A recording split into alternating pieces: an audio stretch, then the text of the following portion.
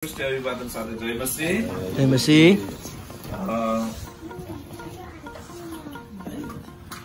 आजको दिन हामी यतिखेर हामी चर्च जान रेडी भएर कतिजना चाहिँ चर्चमा जाँदै गरेको हुन्थ्यौं है। तर आज हामीले आराधना संगतिलाई स्थगित गर्नु पर्यो अनि हामी खुसी छैनौं हैन। हाम्रो निरन्तर भइरहेको संगतिलाई स्थगित गर्नु पाउँदा खुसी छैनौं। तर परिस्थिति अहिले त्यस्तै आएको कारणले गर्दाखेरि हामी बाध्य पनि छौं। अनि हामी मात्र हैन तर धेरै अरु नेपाली चर्चहरु पनि अहिले उहाँहरूले कतिले घरमै गरिरहनु भएको अवस्थाहरू अनि अमेरिकन चर्चहरु पनि अहिले घरमै गरिरहेको अवस्थाहरू छ। त्यही कारणले गर्दा कतिजना आज यहाँ सहभागी हुन सक्नु भएन। तर हामी जतिजना छौं हामी प्रभुको उपस्थितिमा छौं। अनि म छोटो परमेश्वरको वचन राख्न चाहन्छु। हामीलाई थाहा छ हामी यस्तो कुरोदेखि डराउने जातिहरू होइनौं। हामी यस्तो कुरोहरूदेखि भयभीत हुने जातिहरू होइनौं। किनभने परमप्रभु हाम्रो साथमा हुनुहुन्छ। हालेलुया।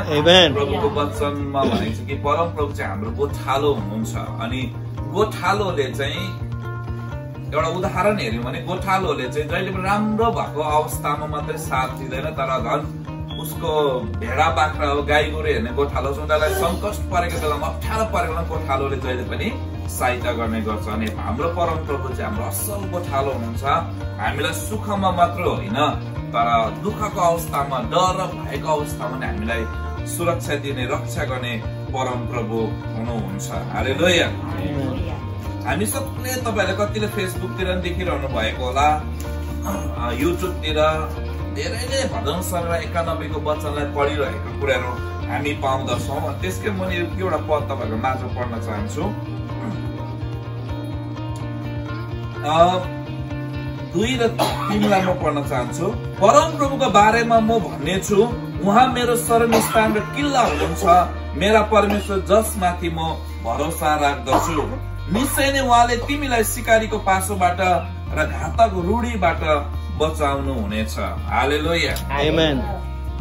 यहाँनिर यो लेखकले भजन सङ्ग्रह 91 को लेखकले के भन्नुहुन्छ भने परमप्रभुको बारेमा चाहिँ म भन्नेछु, उहाँ चाहिँ कस्तो हुनुहुन्छ भन्ने चाहिँ म भन्नेछु। उहाँ चाहिँ मेरो शरणस्थान र किल्ला हुनुहुन्छ, मेरा परमेश्वर जसमाथि म भरोसा राख्दछु।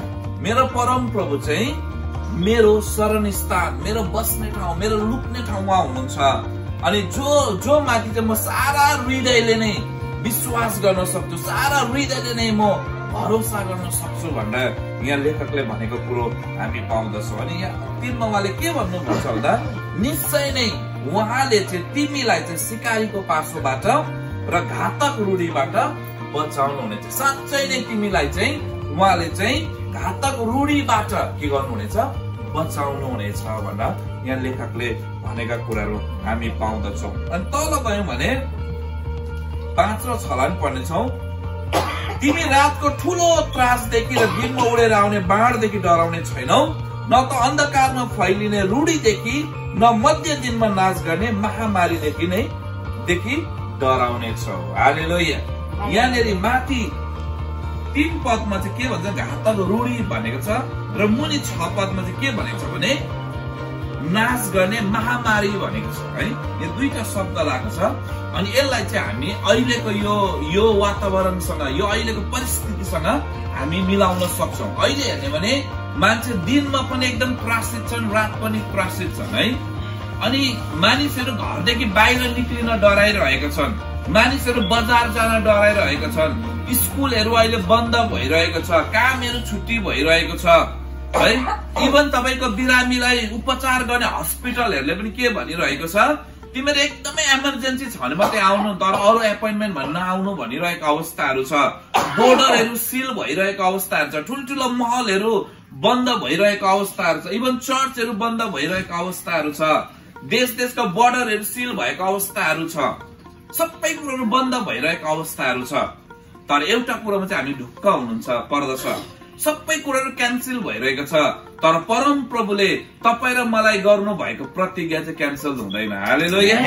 उहाँको प्रतिज्ञा, तपाईँ र मलाई बचाउने प्रतिज्ञा, तपाईँ र मलाई रक्षा गर्ने प्रतिज्ञा त्यो सदा सर्वदा नै रहिरहन्छ। त्यो कुनै पनि कुरोले त्यसलाई चाहिँ बन्द गर्न सक्दैन प्रियहरू। अनि यहाँ वचनले त्यही नै हामीलाई एकदमै ढाडस दिएका कुराहरू, हामीलाई बल दिएका कुराहरू चाहिँ यही नै छ कि कुनै पनि महामारीदेखि चाहिँ तिमी डराउनु पर्दैन भनेर चाहिँ यहाँनिर यो वचनले भन्दछ। प्रियहरू, आज महामारी फैलिएको छ है, हाहाकार मचिरहेको छ मानिसहरूमा। अनि कतिचोटि हाम्रो हृदयमा डरहरू पैदाहरू हुँदछ। धेरैचोटि दुष्टले चाहिँ हाम्रो हृदयमा मनमा डरहरू हालिदिन्छ, हामीलाई चाहिँ एकदमै कमजोर बनाइरहेको हुन्छ प्रियहरू। तर त्यतिखेर चाहिँ हामीले परमप्रभुको वचनलाई मनन गर्नुपर्छ। भजन सङ्ग्रह 23:4 के भन्छ भन्दा, मृत्युको अन्धकारमय घाटी भएर जानु परे तापनि म कुनै खतरादेखि डराउने छैन, किनकि तपाईँ मेरो साथमा हुनुहुन्छ, तपाईँको लट्ठी र तपाईँको लौरोले मलाई सान्त्वना दिँदछ। हालेलुया। अहिले यो मृत्युमय घडी हो प्रियहरू, कतिखेर के हुन्छ कसैलाई पनि थाहै हुँदैन है। यो रूढीले, यो महामारीले चाहिँ मान्छेलाई ग्रसित बनाइरहेको अवस्थाहरू छ। तर यो भजन सङ्ग्रह 23:4 भन्दछ कि मृत्युमय अन्धकारमय घाटी भएर जानु पर्दा पनि म कुनै खतरादेखि डराउने छैन। किन भन्दा चाहिँ, किनभने परम प्रभु चाहिँ हाम्रो साथमा हुनुहुन्छ। हालेलुया। अनि परम प्रभुको लट्ठी र परम प्रभु लौरोले चाहिँ हामीलाई सान्त्वना दिन्छ। अब हामीलाई प्रश्न उठ्छ होला, परम प्रभु हाम्रो साथमा हुनुहुन्छ, हामी डराउँदैनौँ, तर किन हामी एक ठाउँ भेला भएर संगति नगरेको त त्यसो भए है? परम प्रभु हाम्रो साथमा हुनुहुन्छ, त्यत्रो वचन हामीलाई ढाडस दिइरहेछ, सान्त्वना दिइरहेछ भन्ने हुन्छ होला। म एउटा पद पढ्न चाहन्छु। हितोपदेश 27:12 भन्छ, समझदार मानिसहरू खतरा आउँदै गरेको देखेर जोगिन्छन्, तर सोच विचार नगर्ने मानिस त्यसमा सोझै जाकिन्छ र पछि त्यसलाई पछितो पर्छ है। फेरि के पढ्छु, समझदार मानिसहरू खतरा आउँदै गरेको देखेर जोगिन्छन्, तर सोच विचार नगर्ने मानिस त्यसमा सोझै जाकिन्छ र पछि त्यसलाई पछितो पर्छ। अर्को संशोधनले के भन्छ भन्दा, बुद्धिमानले खतरा आइरहेको देख्छ र कतै शरण लिन्छ, तर सोझो चाहिँ त्यसैतिर जान्छ र दुःख हुन्छ। यहाँ सोझोलाई कचोडी मूर्ख पनि भनिएको छ कोही संशोधनमा है। अनि यो वचनले के भन्छ भन्दा, समझदार मानिसहरू चाहिँ के गर्छ, खतरा आउँदै गरेको देखेर चाहिँ के गर्छ, ऊ चाहिँ जोगिन्छ है, जोगिन्छ। अर्कोले के भन्यो, ऊ चाहिँ कतै शरण लिन्छ भनेको छ है। तर जो चाहिँ सोच विचार नगर्ने मानिसहरू है, जो चाहिँ सोझो मानिसहरू भन्छ, जो चाहिँ सोच विचार नगर्ने मानिसहरू चाहिँ के छ, सिधै गएर झाकिन्छ र पछि त्यो उसलाई पछुतो हुन्छ भन्छ। अनि आज प्रियहरू, तपाईँ र मलाई पनि परम प्रभुले ज्ञान, बुद्धिहरू, विवेकहरू दिनु भएको छ। अनि यो विवेकलाई चाहिँ हामीले सही ढङ्गले प्रयोग गर्नु पर्दछ। अनि त्यही कारणले गर्दा हामीले परमेश्वरले दिनुभएको विवेकलाई हामीले प्रयोग गर्दै, किनभने हामीसँग धेरै नानीहरू हुन्छन्, वृद्धहरू हुन्छन्, धेरै भेला हुन्छौँ है। त्यही भएर चाहिँ यो विराम, यो रूढी, यो मार्गी चाहिँ, यो महामारी चाहिँ अरूलाई नफैलियोस्, हामी एकअर्का सचेत हौँ, एकअर्का जोगियौँ भनेर चाहिँ हामीले संगतिलाई स्थापित गरेका छौँ है। त्यसको लागि हामी कुनै पनि हामीले परमेश्वरमा विश्वास नगरेको, परमेश्वरमा भरोसा नगरेको भनेर हामी त्यो प्रकारले सोच्दैनौँ। अनि मलाई आज पढ्न मन परेको अर्को वचन के पनि छ भन्दाखेरि, मर्कुस 11:23 र मत्ती 17:20 म तपाईँहरूको माझमा आज पढ्न चाहन्छु। मर्कुस 11:23 भन्छ, साँच्चै म तिमीहरूलाई भन्दछु, यदि कसैले आफ्नो हृदयमा शंका गर्दैन तर आफूले भनेका कुरा पूरा हुन्छ भने विश्वास गरेर यस पहाडलाई उक्लिएर त्यो समुद्रमा खस भन्यो भने त्यसको निम्ति त्यस्तै हुनेछ। आमेन। मर्कुसको वचन भन्छ। अनि मत्ती 17:20 के भन्छ भने, उहाँले तिनीहरूलाई भन्नुभयो, तिमीहरूका अल्प विश्वासको कारणले हो। साँच्चै म तिमीहरूलाई भन्दछु कि तिमीहरूमा एउटा रायोको दाना जति विश्वास भएदेखि यस पहाडलाई यहाँबाट हटिजा भन्यो भने त्यो हटिजानेछ र तिमीहरूको निम्ति केही असम्भव हुने छैन। आमेन। आमेन।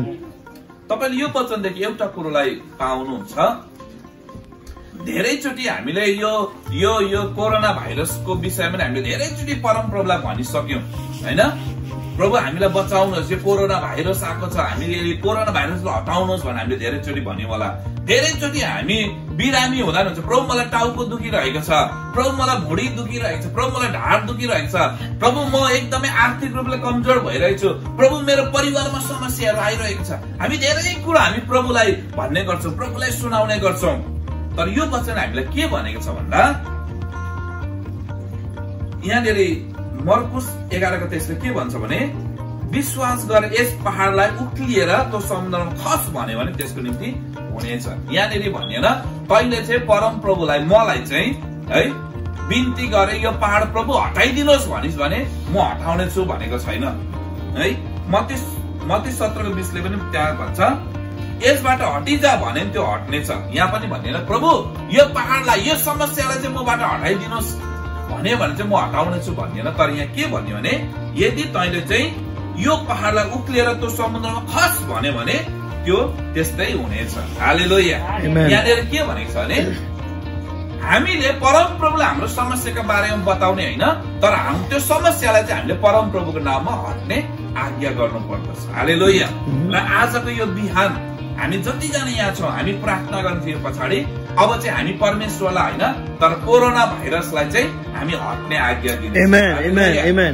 हामीले परम प्रभुलाई भनेका छौँ, परम प्रभुलाई थाहा छ अब चाहिँ हामी कोरोना भाइरस चाहिँ हाम्रो परम प्रभु कस्तो हुनुहुन्छ त भनेर चाहिँ हामी भन्ने छौँ है। हाम्रो परम प्रभु साँच्चै शक्तिशाली हुनुहुन्छ, उहाँमा केही कुरोको असम्भव छैन। उहाँले सब कुरोलाई चाहिँ उहाँ भन्दा सब कुरो सानो छ है। हाम्रो परम प्रभुमा केही कुरोको असम्भव छैन, उहाँ सब कुरो गर्न सक्ने परम प्रभु हुनुहुन्छ। अनि आज चाहिँ हामी कोरोना भाइरसलाई चाहिँ येशूको नाउँमा हामी त्यसलाई के गर्नेछौँ विरोध गर्नेछौँ है। यो डरमा भयमा हाम्रो मानिसहरू जिरहेको छन् यो भाइरसको कारणले गर्दा। तर आज यो वचन अनुसार मर्कुस 11 को 23 अनुसार र मत्ती 17 को 20 अनुसार चाहिँ हामी येशूको नाउँमा हामी दाबी गर्नेछौँ। फेरि म एक पढ्न चाहन्छु। उहाँले तिनीहरूलाई भन्नुभयो तिमीहरूका अल्प विश्वासको कारणले हो, साँच्चै म तिमीहरूलाई भन्दछु कि तिमीहरूमा एउटा रायोको दाना जति विश्वास भएदेखि यस पहाडलाई अथवा यो भाइरसलाई चाहिँ है यहाँबाट हटिजा भन्यो भने त्यो हटिजानेछ। हालेलुया। र तिमीहरूका निम्ति केही असम्भव हुने छैन। आज हामी अल्प विश्वास नगरिकन अविश्वास नगरिकन पूर्ण विश्वासको साथ परम प्रभुमा चाहिँ शक्ति छ, परम प्रभुले गर्न सक्नुहुन्छ भनेर पूर्ण विश्वासको साथ चाहिँ है हामी चाहिँ यो भाइरसलाई चाहिँ यहाँबाट हटिजाने, यो मानिसहरूबाट हटिजाने, यो देशबाट हटिजाने हामी के गर्नेछौँ आज्ञा दिनेछौँ र त्यो चाहिँ हटेर जानेछ। हालेलुया। अनि केही कुरो पनि असम्भव हुने छैन। आज परम प्रभुको वचनले हामीलाई त्यो कुरो ढाडस दिएको छ प्रियहरू है। हामी केही कुरोसँग डराउने छैनौँ, भयभीत हुने छैनौँ। हामी परम प्रभुमा भरोसा गरिरहन्छौँ किनभने उहाँ चाहिँ हाम्रो असल गोठालो हुनुहुन्छ। र यस घडी चाहिँ हामी सबै मिलेर विशेष हामी प्रार्थना गर्छौँ। कति हाम्रै मण्डलीका है विश्वासहरू कति डरमा हुनुहुन्छ होला, भयमा त्रासमा हुनुहुन्छ होला, कति हाम्रो आफन्तहरू हाम्रो छिमेकीहरू है कति डर र भयमा हुनुहुन्छ होला। हामी यस घडी प्रार्थना गर्नेछौँ र यो भाइरसलाई चाहिँ है यो भाइरसले धेरै मानिसहरूको ज्यान लिइरहेको, धेरै मानिसहरू मरिरहेको छन्, धेरै मानिसहरू यो भाइरसको कारणले ग्रसित भइरहेका छन्। हामी येशूको नाउँमा यो भाइरसलाई हटिजाने आज्ञा गर्नेछौँ। हालेलुया। र आउनुहोस् हामी प्रार्थना गर्नेछौँ। हामी हाम्रो विकास भाइले केही कोरसहरू गाउँदै गर्नुहुनेछ र हामी सबै उठेर हाम्रो खुट्टामा उठेर चाहिँ हामी डाँट्नेछौँ यो भाइरसले येशूको नाउँमा र वचनले भने अनुसार यो हामीबाट हटेर जानेछ। हालेलुया।